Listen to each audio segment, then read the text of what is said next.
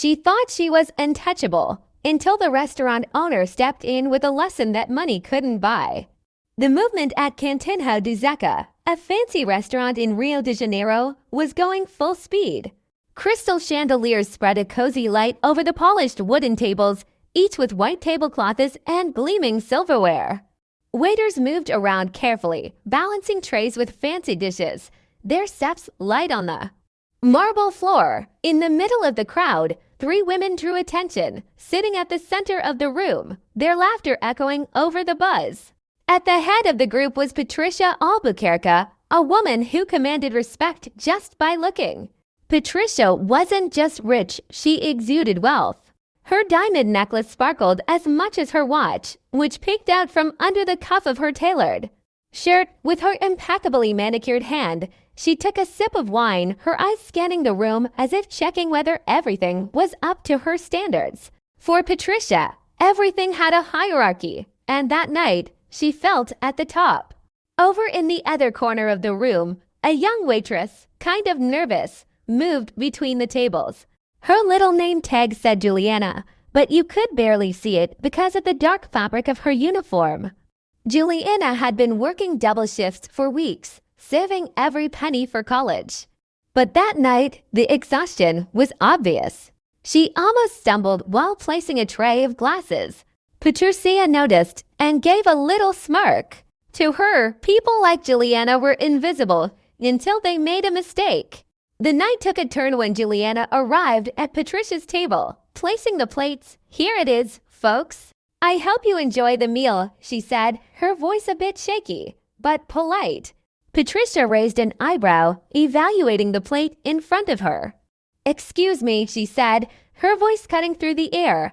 "This was supposed to be medium, but it's almost well done. And why the delay? Feels like we've been waiting for ages." Juliana blinked awkwardly.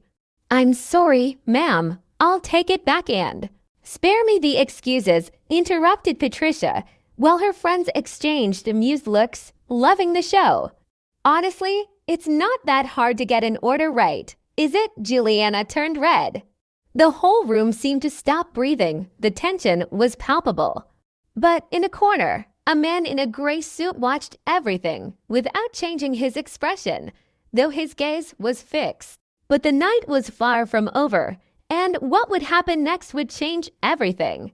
Juliana's hands trembled as she picked up Patricia's plate. She nodded politely, murmuring, "I'll take care of this right away," and headed toward the kitchen. But Patricia wasn't done.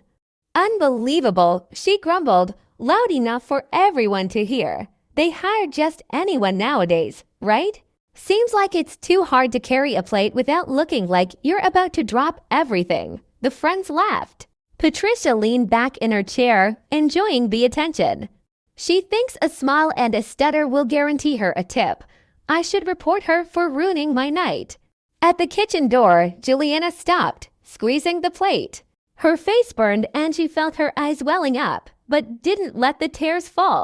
She had dealt with rude customers before, but Patricia's cold and calculated cruelty hurt more than she expected. From his table in the corner, the man in the gray suit watched the scene.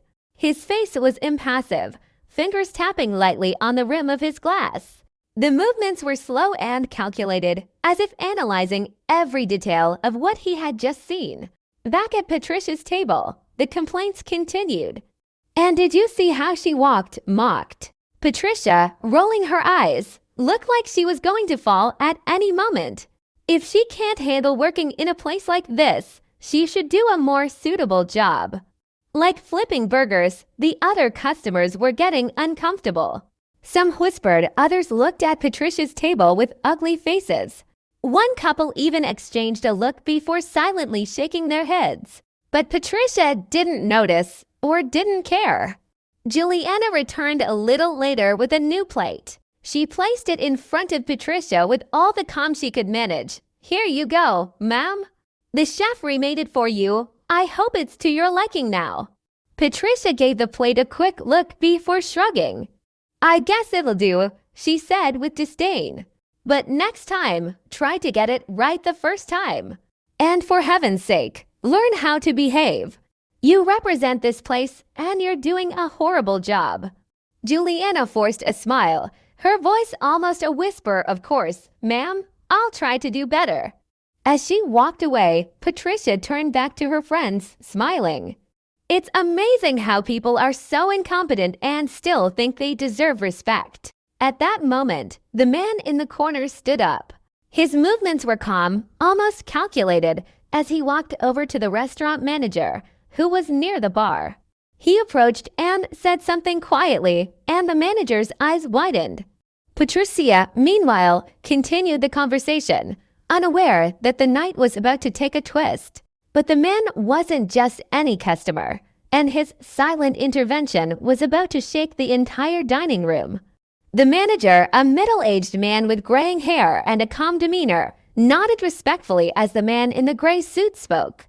It was a quick conversation, but those nearby noticed the change in the manager's expression, from curiosity to something more serious.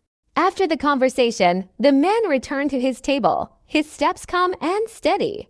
Meanwhile, Patricia was already talking about something else, telling her friends about her recent vacation.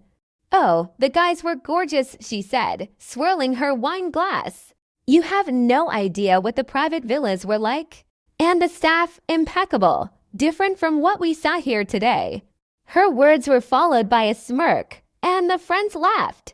On the other side of the room, Juliana was putting away trays of glasses, her hands still trembling. She avoided looking in Patricia's direction, focusing on her work. She had already learned how to control her emotions while working, but that night it seemed almost impossible. That's when Patricia and her friends asked for the check, and the atmosphere in the restaurant began to change. The manager himself went to their table, along with Juliana. He was carrying a tray with a bottle of champagne and an envelope. Patricia raised an eyebrow, confused, but with an air of superiority. Ladies, began the manager, with a firm and professional voice, compliments of the house. Patricia's friends got excited, and one of them clapped at how wonderful. They said. Patricia sank back in her chair, satisfied. It was about time they recognized clients like us, as she said, casting. A glance at Juliana, but the manager's next words silenced the table. This gift is from the owner of Cantinho do Zeca himself, he said, placing the envelope in front of Patricia. He observed your experience here tonight and wants to address it personally. Patricia's smile disappeared. The owner, she repeated, surprised. Before the manager could respond, the man in the gray suit approached the table. The room went silent as everyone watched. He stopped there, relaxed but imposing, and gave a polite smile. Yes, the owner, he said, with a calm but firm voice. My name is Zeca, and this is my restaurant. Patricia widened her eyes, not knowing what to say. The silence at the table was almost palpable. Even her friends, who had been laughing and complicit before, now squirmed uncomfortably in their chairs. Zeca placed his hands on the back of an empty chair, leaning slightly forward. I watched the way you treated my employee. And I need to be very clear. This is not the kind of behavior we tolerate here. It doesn't matter how much you spend or how important you think you are. Look, I was just complaining about a poorly made dish. Patricia tried to defend herself with a tense smile. Any customer has that right, don't they? Zeca shook his head patiently. Yes, they do. But what you did wasn't a complaint. It was humiliation. It was gratuitous cruelty. He looked at Juliana, who was still holding the tray, her eyes filled with tears. And none of the people who work here are alone. Patricia opened her mouth to respond, but Zeca interrupted her with a gesture. Your check has been paid. You're free to go. But from now on, you are officially banned from Cantinho do Zeca for an indefinite period, preferably forever. The phrase dropped like a bomb on the table. One of Patricia's friends let out a "my God." Almost in a whisper, the other looked away, red with shame. You can't be serious, said Patricia, her voice faltering. Zeca smiled, serene. Oh, I can, and I am. He turned to Juliana. Juliana, are you okay? She took a deep breath and nodded. I am, yes, thank you. Zeka stepped aside, making room. You can take the champagne back to the kitchen. I think we can toast among ourselves tonight. Juliana smiled, this time for real. She picked up the tray with steady hands, her eyes beginning to shine again. For the first time that night, she felt she wasn't invisible, nor disposable. Patricia stood up, grabbing her purse with sharp movements. She didn't say anything else. She walked out with hurried steps, not looking back. Her friends followed in silence, heads down. When the restaurant door closed behind them, a timid round of applause began to echo. First from a couple in the corner, then from a group at the next table. Within seconds, the entire restaurant was clapping. Zeka simply smiled and returned to his table. The sound of the applause faded, but the feeling in the air remained. Justice, for once, had been served alongside dinner. Juliana, standing behind the counter, placed her hand on her chest, taking a deep breath. And for the first time in a long time, she felt she was exactly where she was meant to be. Like the video and leave your opinion about this unbelievable story.